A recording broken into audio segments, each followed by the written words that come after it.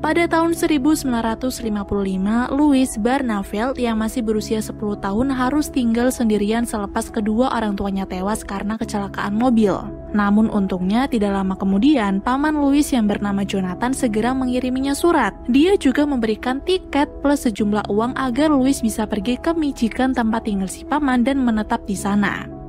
Singkat cerita, setelah surat itu diterima, Louis segera berangkat ke Michigan menggunakan bus dengan membawa barang seadanya dan juga bola pemberian mendiang ayah dan ibu yang sering ia sebut bola 8 ajaib. Setelah melakukan perjalanan yang cukup panjang, akhirnya Louis pun sampai di halte pemberhentian terakhir di kota Michigan. Paman Jonathan juga kemudian langsung menghampiri Louis untuk membantu membawa semua barang bawaannya. Kesan pertama saat bertemu sang paman, Louis merasa ada yang aneh. Rumah paman Jonathan juga terlihat menyeramkan dengan nuansa Halloween yang ada di gerbang plus banyaknya jam yang terpasang di setiap sudut rumah. Ternyata paman tidak tinggal sendirian melainkan bersama temannya yang bernama Florence. Dari cara mengobrol mereka, Louis sangat paham kalau pamannya dan Florence ini tidak akur. Tapi Florence tetap menyambutnya dengan baik dan akan memberikan biskuit untuk makan malamnya. Setelah diantar ke kamar baru dan meletakkan barang bawaan di sana, Louis, paman Jonathan, dan Florence kembali berkumpul untuk main poker sambil menikmati makan malam mereka. Di sana Louis berkata, ia belum pernah bermain poker sebelumnya, tapi aneh. Setiap kali dia bermain, secara tiba-tiba kartu yang dia punya selalu berubah dan hal itu membuatnya selalu menang. Segala keanehan itu terus dirasakan oleh Louis, dari banyaknya jam di rumah, lalu kartu poker yang berubah, sampai ketika dia akan tidur, dia melihat pamannya diam-diam sedang mencari sesuatu di balik tembok. Entah apa yang dia cari, Louis langsung kembali ke kamarnya karena kaget dengan bunyi jam yang tiba-tiba berdenting. Keesokan harinya, Louis langsung berangkat ke sekolah baru. Di sana anak-anak menganggap Louis aneh karena kacamatanya. Tapi salah satu dari mereka yang bernama Tarby tiba-tiba mau mengajak Louis bicara. Ketika Tarby tahu kalau Louis tinggal di rumah tua milik paman Jonathan, dirinya langsung kaget dan tidak percaya karena Louis mau tinggal di rumah bekas pembunuhan. Louis sendiri juga kaget, tapi dia tidak mau bertanya lebih banyak dan memilih untuk diam. Malamnya ketika Louis tidur, Louis bermimpi bertemu dengan mendiang sang ibu. Di dalam mimpi itu, ibu bilang kalau Louis sedang dalam bahaya. Ia berkata paman Jonathan sedang menyembunyikan sesuatu dan Louis harus segera menemukan buku milik paman Jonathan, lalu mengambil kunci kalau ingin selamat. Tapi belum sempat bertanya kepada ibunya apa arti semua itu, tiba-tiba dia terbangun karena mendengar langkah kaki. Ternyata langkah kaki itu adalah langkah kaki milik paman Jonathan yang diam-diam pergi ke suatu ruangan. Ketika diikuti, kagetnya Louis ketika melihat pamannya itu sedang menghancurkan tembok menggunakan kapak. Takut kalau paman akan berbuat buruk kepadanya, Louis sontak lari dan berniat untuk pergi dari rumah tersebut. Namun tiba-tiba saat ia sampai di tangga, lukisan koboi bergerak dan membentuk tulisan "Don't go" alias jangan pergi. Lalu patung, jam, piano, dan barang lain juga bergerak seakan ingin mencegah Louis pergi dari sana. Sampai ketika Louis sudah benar-benar histeris, paman Jonathan datang dan berusaha menenangkan keponakannya itu. Lalu, karena tidak ingin Louis berprasangka buruk, akhirnya paman pun memberitahu semua yang terjadi di rumah itu. Sebenarnya, paman Jonathan ini adalah ahli sihir. Namun dia hanya penyihir kecil, sedangkan dulunya yang memiliki rumah itu adalah penyihir yang hebat dan kejam. Mereka adalah Ishak dan istrinya Selena. Paman menjelaskan sebelum Ishak dan istrinya meninggal, mereka meninggalkan jam ajaib yang disimpan dalam dinding dengan bunyi dentingnya yang sangat mengganggu. Itulah sebabnya setiap malam paman Jonathan terbangun dan mencari-cari sesuatu di balik dinding karena selalu mendengar denting jam ajaib tersebut. Saking mengganggunya, ia sampai mencoba meredam suara denting itu menggunakan beberapa jam yang ia taruh di setiap sudut rumah. Setelah paham yang sebenarnya terjadi, Louis kemudian memohon kepada sang paman untuk mengajarnya sihir. Awalnya paman menolak karena ilmu sihir itu terlalu rumit apalagi Louis masih kecil. Tapi karena Louis terus merengek, dia pun memberikan beberapa buku untuk Louis pelajari. Ternyata kemauan Louis untuk menjadi penyihir memang kuat. Baru semalam ia membaca buku-buku pemberian sang paman, pada keesokan harinya dia bisa dengan mudah menjawab beberapa pertanyaan dengan benar. Ketika sedang berkeliling sambil mengetes kemampuan Louis, paman kemudian memberitahu satu aturan, yaitu jangan pernah membuka lemari rahasia yang ada di rumahnya. Tidak ada alasan kenapa Louis tidak boleh membukanya, tapi karena merasa lemari itu berbahaya, Louis pun mengerti akan peraturan tersebut. Meninggalkan Louis, Paman Jonathan pergi ke ruang bawah tanah untuk membuka kembali buku milik Ishak sambil memahami isinya. Dia pun teringat lagi ketika dulu dirinya dan Florence berusaha menghentikan Ishak yang sedang membuat jam ajaib menggunakan ilmu sihir hitamnya. Tapi sayang mereka terlambat. Ishak ditemukan telah sekarat dan jam ajaib itu menghilang entah kemana. Tidak lama kemudian Florence datang dan bertanya apakah Louis sudah diberitahu semuanya? Dan Paman menjawab tidak. Ia berniat akan terus berbohong kepada keponakannya. Padahal di situ Florence cemas. Dia berpikir Louis harus tahu karena jika tidak sesuatu yang buruk akan terjadi. Di lain hari, sepulang sekolah Louis kembali mempelajari ilmu sihir dengan Paman dan Florence. Hari-hari berikutnya juga seperti itu. Walaupun beberapa kali gagal, tapi Louis tidak pantang menyerah dan terus belajar. Pagi harinya ketika Louis baru saja sampai di sekolah, dia mendengar kalau Tarbi berhasil dipilih menjadi ketua kelas. Dia yang senang pun langsung memberikan ucapan selamat serta mengajak Tarbi untuk main ke rumahnya karena ia ingin menunjukkan sesuatu. Di situ sifat asli Tarbi pun keluar. Mentang-mentang dia sudah menjadi ketua kelas, dia berubah seperti siswa lain yang tidak menyukai Louis. Tapi ketika Louis mengatakan kalau ia ingin menunjukkan sihir kepadanya, Tarbi pun setuju untuk ikut. Di hari yang sama, Paman Jonathan yang mulai khawatir tentang keberadaan jam ajaib mulai mencari petunjuk lagi dengan mengecek satu persatu benda.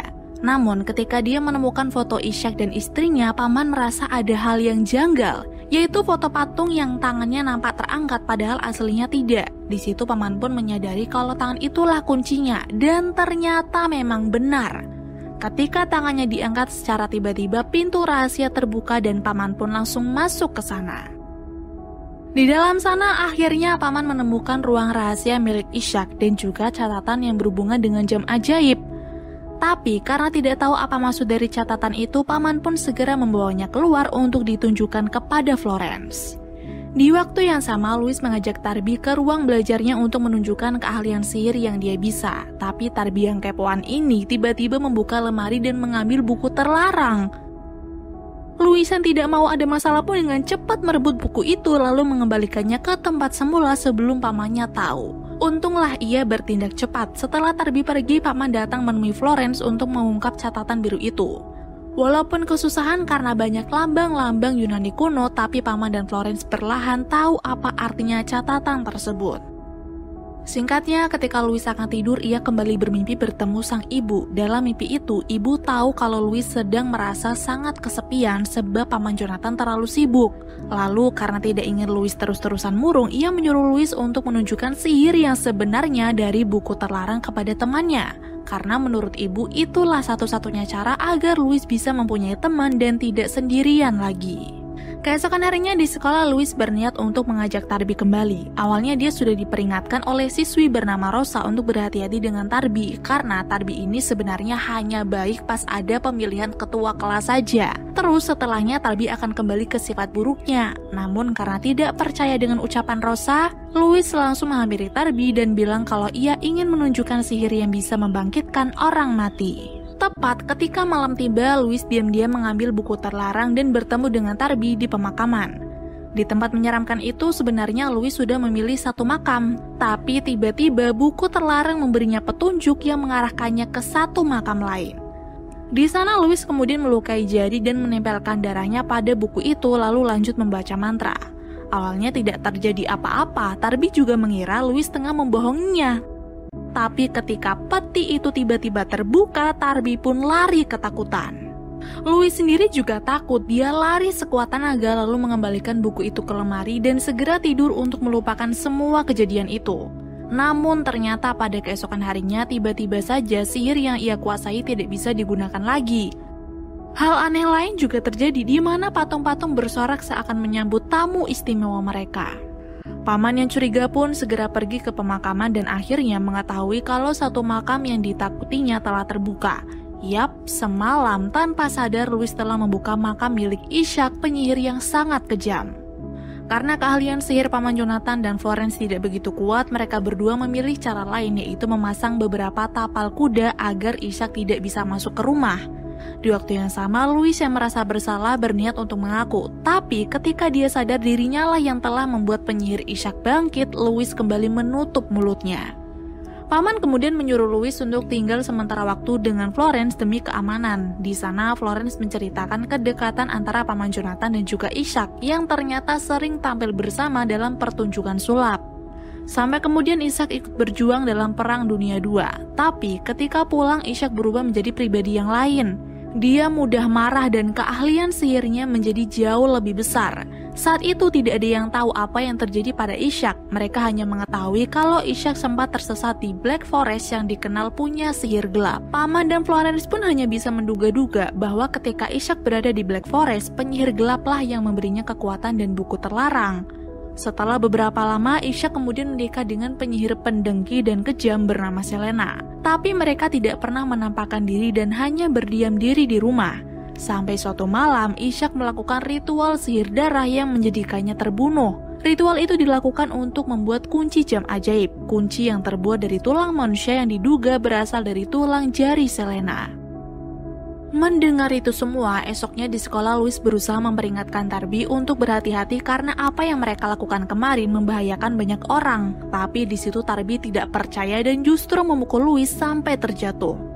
Louis kemudian pergi ke rumah Paman Jonathan sendirian untuk menawarkan bantuan. Tapi ketika Louis mendekati catatan biru milik Ishak, tiba-tiba saja buku-buku di perpustakaan berterbangan lalu mencakar tubuh Louis layaknya burung. Untungnya Paman dan Florence datang tepat waktu. Mereka kemudian berusaha keluar dari ruangan itu sambil membawa catatannya. Ternyata maksud kedatangan Louis adalah untuk mengungkap isi dari catatan biru karena dia tahu bagaimana caranya membaca lambang-lambang kuno itu. Tapi sebelumnya Louis membutuhkan Ovaltine. Mereka pun kemudian pergi ke toko permen terdekat dan membuka kaleng Ovaltine untuk mendapatkan hadiahnya berupa pin mainan. Namun ternyata pin itulah kuncinya. Louis bisa memecahkan lambang-lambang kuno di catatan biru Ishak. Setelah menguraikannya satu persatu, mereka akhirnya tahu kalau jam ajaib dibuat untuk menghancurkan dunia. Tapi tidak segalanya, melainkan membalikan waktu ke awal hingga apa yang ada sekarang lenyap seketika. Mengetahui itu semua, mereka bertiga segera kembali ke rumah. Tapi sialnya, Ishak ternyata sudah datang lebih dulu padahal beberapa tapal kuda sudah dipasang. Terlihat isi rumah sangat berantakan karena sudah pasti Ishak datang untuk mencari kunci jamnya. Untung saja Paman Jonathan sudah tahu hal itu akan terjadi, makanya dia selalu menyimpan kunci jamnya di kantong baju. Karena tidak ingin membuang-buang waktu, Paman Jonathan dan Florence memutuskan untuk menghancurkan kunci jam ajaib itu. Dan di saat mereka sedang sibuk, Louis pun mengakui kesalahannya dan menceritakan alasan dia mengambil buku itu lalu membangkitkan Ishak. Tapi sang paman yang kecewa marah besar lalu menyuruh Louis untuk segera pergi dari rumahnya. Florence yang kasihan melihat Louis menangis pun berusaha berbicara dengan Jonathan, sedangkan Louis sendiri pergi ke kamarnya untuk merenung. Namun ketika dia mendengar anjing tetangganya yang bernama Mr. Hanket, Louis kaget saat melihat Ishak berada di rumah tetangganya itu. Dengan refleks, Louis pun keluar dan menyuruh Nyonya Hanket untuk ikut dengannya. Ketika Louis memanggil Paman Jonathan dan Florence untuk memberitahu semuanya, tiba-tiba saja Paman dan Florence terkunci sedangkan di luar sana Ishak datang dengan santainya. Louis yang ketakutan menyuruh Ishak untuk menjauhi Nyonya Hanket, tapi hal tidak terduga terjadi. Ishak mencium Nyonya Hanket yang ternyata adalah jelmaan dari Selena. Ternyata selama ini Selena belum mati. Ketika ritual darah terjadi, dia kabur dan kunci jam ajaib bukan terbuat dari tulangnya, melainkan dari tulang Nyonya Hanket yang asli.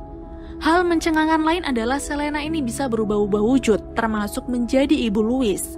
Jadi, selama ini ketika Louis bertemu ibunya, sebenarnya itu semua bukan mimpi, melainkan kenyataan. Dan gara-gara itulah Louis terpancing untuk mengambil buku terlarang. Di sisi lain, akhirnya setelah berusaha keras, Paman dan Florence berhasil keluar, tapi sialnya Louis sudah dibawa oleh Ishak. Paman yang tahu kemana mereka pergi pun dengan cepat menuju ruangan rahasia. Dan benar, Louis ada di sana. Tapi sialnya Paman dan Florence harus tertangkap oleh Ishak. Dengan keadaan terikat, Paman dan Florence mendengar pengakuan Ishak membuat jam ajaib. Jadi, dulu ketika tersesat di Black Forest, Ishak memang sengaja bertemu dengan iblis bernama Azazel dan meminta kekuatan untuk mengakhiri penderitaan akibat Perang Dunia Kedua. Ketika bertemu dan Ishak memberikan darahnya kepada Azazel, seketika ide membuat jam ajaib muncul di otak Ishak. Jam yang bisa membalikkan waktu agar Perang Dunia Kedua tidak pernah terjadi dan membuat manusia tidak pernah terlahir kembali. Jadi hanya ada Azazel, Ishak, dan Selena. Setelah mengatakan itu, Ishak mulai menggunakan sihirnya untuk mengambil kunci dari saku Jonathan. Tapi disitulah Florence bertindak. Awalnya dia ragu bisa melawan Ishak atau tidak, tapi karena tidak ingin Louis celaka dan dunia musnah, Florence berhasil menyerang Selena.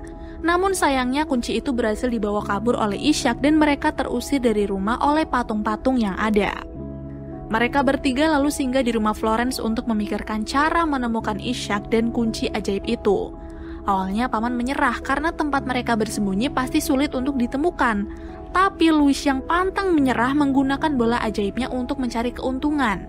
Setelah dikocok-kocok beberapa kali dan berharap hal tersebut akan berhasil, akhirnya bola 8 ajaib memberikan petunjuk kepada Louis dengan menyuruhnya pergi ke bawah kettle alias di ruang bawah tanah. Mereka pun kembali mengumpulkan keberanian dan melawan benda-benda hidup menggunakan sihir sampai kemudian berhasil masuk ke ruang bawah tanah. Tapi ketika Paman Jonathan dan Louis turun, tiba-tiba saja Florence diserang oleh peliharaan Ishak bernama Snake Spare. Kini hanya mereka berdua lah yang berhasil menemukan Ishak dan istrinya, tapi Paman Jonathan gagal menghentikan Ishak karena ruangan yang dilindungi oleh sihir. Jam yang selama ini tersembunyi pun akhirnya terbuka. Paman yang tidak bisa tinggal diam kemudian membuat kunci tiruan dari kartu, namun ternyata hal tersebut malah merubahnya menjadi bayi. Melihat gerhana bulan sudah muncul dan menyadari orang-orang sudah terkena dampaknya, Louis menggunakan bola 8 ajaibnya untuk menghentikan mesin jam. Ternyata cara itu berhasil menghambat. Lalu dengan keahlian sihir yang Louis bisa, bocah itu melempar Ishak dan istrinya ke dalam jam sampai hancur. Kini jam itu pun berhenti, lalu keadaan kembali seperti semula. Paman dan Louis juga menemukan Florence masih baik-baik saja dengan Snake Spare yang berhasil dijinakkan. Setelah peristiwa itu semua menjadi lebih baik. Louis mendapat keluarganya yang baru yaitu Paman Jonathan dan Florence. Di sekolah ia juga menjadi rebutan teman-temannya karena ternyata jago main basket serta mendapatkan sahabat baru yaitu Rosa. Dan film pun berakhir.